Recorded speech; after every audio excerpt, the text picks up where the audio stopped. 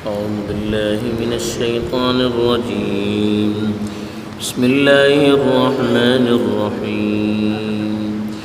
الحمد لله الذي أنزل على عبده الكتاب ولم يجعل له عوجا قيما لينذر بأسا شديدا من لدنه ويبشر المؤمنين الذين يعملون الصالحات أن لهم أجرا حسنا ماكثين فيه أبدا.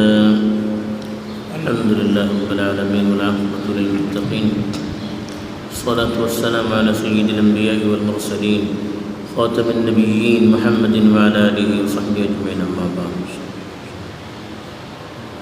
اس سورت کی مضامین اور اس کے فضائل کے سلسلے میں کل وضاحت کی جا چکی ہے. اس سورت کی ابتدا جو اللہ تعالیٰ نے کی ہے اپنی تعریف سے کی ہے. الحمدللہ کا مطلب اللہ کا شکر ادا کرنا، ہر طرح کی خوبیوں کی نسبت اللہ کی طرف کرنا. سبحان اللہ کا مطلب یہ ہوتا ہے کہ اللہ کی ذات کو ہر طرح کی عیوب سے، ہر طرح کی کمزوریوں سے پاک قرار دینا، بے عیب قرار دینا. اور الحمدللہ کا مطلب یہ ہوتا ہے کہ جتنی تعریفات ہیں، جتنی خوبیاں ہیں، جتنی اچھائیاں ہیں، ان سب کو اللہ کی طرف منسوب کر دینا. اور اللہ تعالیٰ چاہتے ہیں کہ اللہ تعالیٰ کی ہر نعمت پر بندہ شکر ادا کرے. کوئی بھی اچھا کام کرے تو اس اچھے کام کی نسبت بندہ اللہ کی طرف کرے.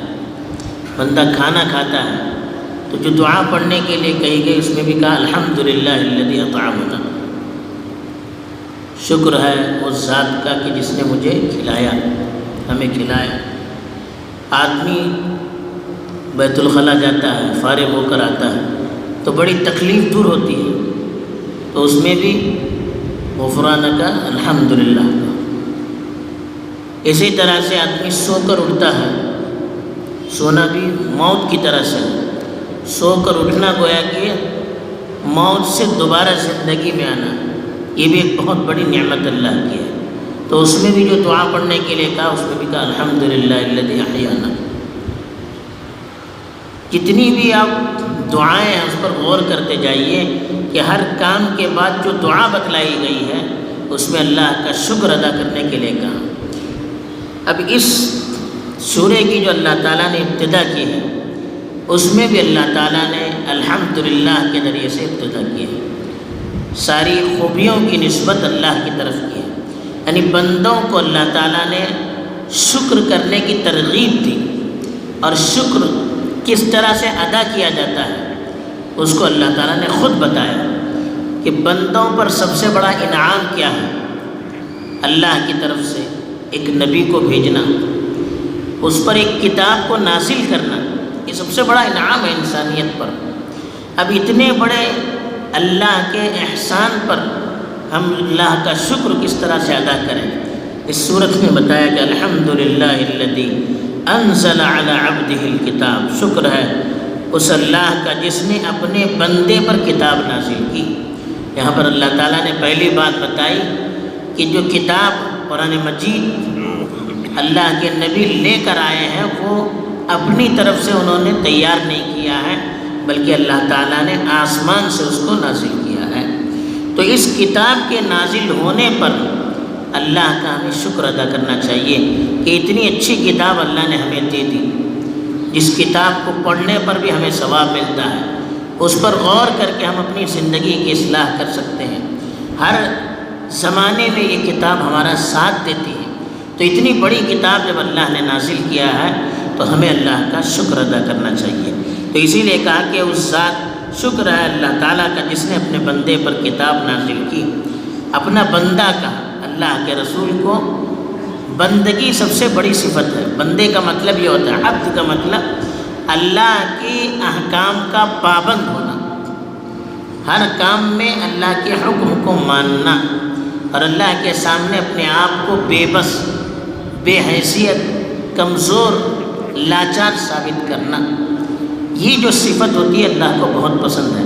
بندہ جتنا اپنے آپ کو اللہ کے سامنے کمزور ثابت کرتا ہے، بے حیثیت ثابت کرتا ہے، اللہ کے نزدیک اتنا اس کا مقام بڑھتا چلا جاتا ہے۔ تو بندگی میں اللہ کے رسول صلی اللہ علیہ وسلم سے بڑھ کر کوئی اور ذات نہیں ہو سکتی۔ اس لیے اللہ تعالیٰ نے بہت سی جگہوں پر اللہ کے رسول صلی اللہ علیہ وسلم کی جو صفت بیان کی ہے وہ ہے بندگی کی، اور خاص طور پر انعام کرنے کے بعد اللہ تعالیٰ نے بندگی کی صفت کو بیان کیا۔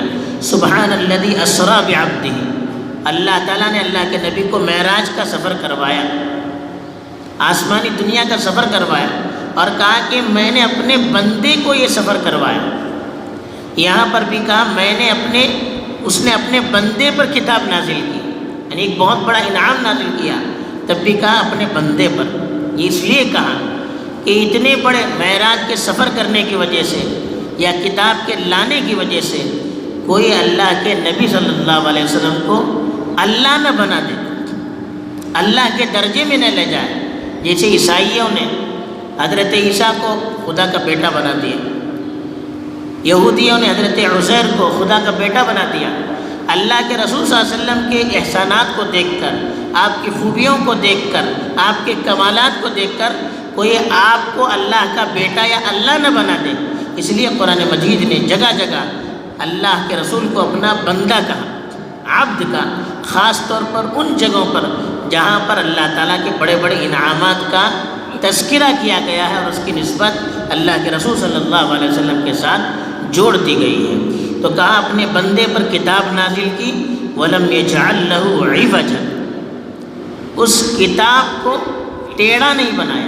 عوج کا مطلب ٹیڑھا، یعنی کوئی کمی بیشی اس کتاب کے اندر نہیں ہے، اپنے الفاظ کے اعتبار سے بھی بھرپور ہے، لفظی اعتبار سے بھی کوئی غلطی قرآن مجید میں آج تک کوئی تلاش نہیں کر سکا۔ بڑے سے بڑا عربی کا ادیب، غیر مسلم، دشمن اسلام بھی قرآن مجید کے لفظ کے اندر کوئی کمی بیشی تلاش نہیں کر سکا۔ ایسے جو احکام دیے گئے وہ بھی بالکل معتدل، انتہائی سخت احکام بھی نہیں ہے، اور ایسا بھی نہیں کہ انسان کو کسی موقع پر رہبری اور رہنمائی کی ضرورت ہو اور اللہ نے وہاں پر رہنمائی نہیں کی ہو، ایسا بھی نہیں۔ انتہائی کمزور اعمال، ایسا بھی نہیں ہے۔ ہر جگہ اس کے مناسب عمل اللہ تعالیٰ نے دیا، ہر جگہ اس کے مناسب حکم دیا۔ اس لیے کہا وَلَمْ يَجْعَلْ لَهُ عِوَجًا، اس قرآن مجید کو ٹیڑھا میڑھا، الٹا سیدھا یا کمی بیشی کے ساتھ اللہ تعالیٰ نے نازل نہیں کیا، مکمل بنا کر نازل کیا۔ اور دوسری صفت کا قیمًا، قیم کی ایک معنی ہے بالکل سیدھا، قرآن بالکل سیدھی کتاب، ہر حکم بالکل صحیح ہے۔ اور قیم کے معنی آتے ہیں نگرانی کرنے کے، درست کرنے کے۔ تو قرآن خود بھی درست ہے اور دوسروں کی بھی درستگی کرنے والا ہے، دوسروں کی بھی اصلاح کرنے والا ہے، خود بھی صحیح راہ دکھا، صحیح چیزیں بیان کرتا ہے اور دوسروں کو بھی صحیح چیزوں پر چلنے کی ترغیب دیتا ہے، اور پرانی کتابوں کی نگرانی کرتا ہے۔ اس میں کیا غلطیاں بعد میں لوگوں نے شامل کی ہیں اس کو قرآن مجید بتاتا ہے کہ اللہ کی کتاب میں فلاں لوگوں نے یہ غلطی کی، یہ غلطی کی، یہ چیزیں قرآن مجید اس کی وضاحت کرتا ہے۔ تو قیمًا، بالکل سیدھی اور لوگوں کو سیدھا کرنے والی کتاب اللہ تعالیٰ نے آپ پر نازل کی۔ کیوں کیا نازل؟ لِيُنذِرَ بَأْسًا شَدِيدًا مِّن لَّدُنْهُ، تاکہ جو لوگ اللہ کی نافرمانی کرنے والے ہیں، اللہ کے رسول کے پیغام کو نہ ماننے والے ہیں، اللہ کے رسول کی کتاب کا انکار کرنے والے ہیں، ان کو اللہ کی طرف سے ایک سخت عذاب سے ڈرایا جائے۔ انذر، انذر کے معنی آتے ہیں ڈرانا، آگاہ کرنا، باس کے معنی عذاب، یعنی جو لوگ اللہ اور اللہ کے رسول صلی اللہ علیہ وسلم کی باتوں کو مانتے نہیں ہیں، دنیا میں بھی ان پر عذاب آ سکتا ہے اور آخرت میں بھی ان کو عذاب ملنے والا ہے۔ اس بات سے ڈرانے کے لیے اللہ تعالیٰ نے قرآن مجید کو بھیجا، نبی کو بھیجا۔ وَيُبَشِّرَ الْمُؤْمِنِينَ الَّذِينَ يَعْمَلُونَ الصَّالِحَاتِ أَنَّ لَهُمْ أَجْرًا حَسَنًا، اور ان مومنین کو جو اچھے اعمال کرتے ہیں ان کو یہ خوشخبری دیتا ہے کہ ان کے لیے بہترین اجر ہے۔ جو نہ ماننے والے ہیں ان کو قرآن ڈراتا ہے، اللہ کے عذاب سے ڈراتا ہے، دنیا میں بھی عذاب آ سکتا ہے، آخرت میں بھی عذاب ملنے والا ہے۔ اور جو ماننے والے ہیں، اچھا کام کرنے والے ہیں، اچھا کام کا مطلب شریعت نے جس طریقے پر کام کرنے کے لیے کہا، عمل کرنے کے لیے کہا، اس طرح عمل کرنا، اللہ کے بتائے ہوئے طریقے پر، رسول اللہ صلی اللہ علیہ وسلم کے بتائے ہوئے طریقے پر عمل کرنا۔ ایسے لوگوں کو قرآن خوشخبری دیتا ہے کہ ان لہم اجرا حسنا، بشر یبشر کے معنی خوشخبری دینا کہ ان لہم اجرا حسنا، ان کے لیے بہترین اجر ہے، اور یہ اجر کیسا ہے؟ جنت کا اجر ہے، ماکثین فیہ ابدا، اس پہ ہمیشہ ہمیشہ رہنے والے ہیں۔ جو اجر ملنے والا ہے اچھے لوگوں کو، جو ثواب ملنے والا ہے، جو جنت ملنے والی ہے، وہ ختم ہونے والی نہیں ہے، ہمیشہ ہمیشہ کا اجر ہے، ہمیشہ ہمیشہ کی جنت ہے، ہمیشہ ہمیشہ کا ثواب ہے۔ اس کی خوشخبری دینے کے لیے اللہ تعالیٰ نے قرآن مجید کو نازل کیا اور اپنے رسول صلی اللہ علیہ وسلم کو بھیجا ہے۔ بہرحال ان آیات میں اللہ تعالیٰ نے ایک تو ہمیں اپنی ہر نعمت پر شکر ادا کرنے کے لیے کہا، دوسری بات یہ بتائی کہ قرآن اللہ نے اپنی طرف سے نازل کیا ہے، تیسری بات یہ بتائی کہ اللہ کے رسول اللہ کے بندے ہیں، اللہ کے شریک یا اللہ کے فرزند نہیں ہیں، چوتھی چیز یہ بتائی کہ قرآن بالکل سیدھی کتاب ہے، اس میں کوئی چیز غلط یا کوئی بے تکی چیز نہیں ہے، پانچویں چیز یہ کہ قرآن اللہ کے نیک بندوں کو نیک کام کرنے پر جنت کی خوشخبری سناتا ہے، اور جو برا کام کرنے والے ہیں ان کو اللہ کے عذاب سے بھی آگاہ کرتا ہے۔ اللہ صحیح طور پر ہمیں قرآن کے پیغام کو سمجھ کر عمل کرنے کی توفیق دے، آمین۔ وآخر دعوانا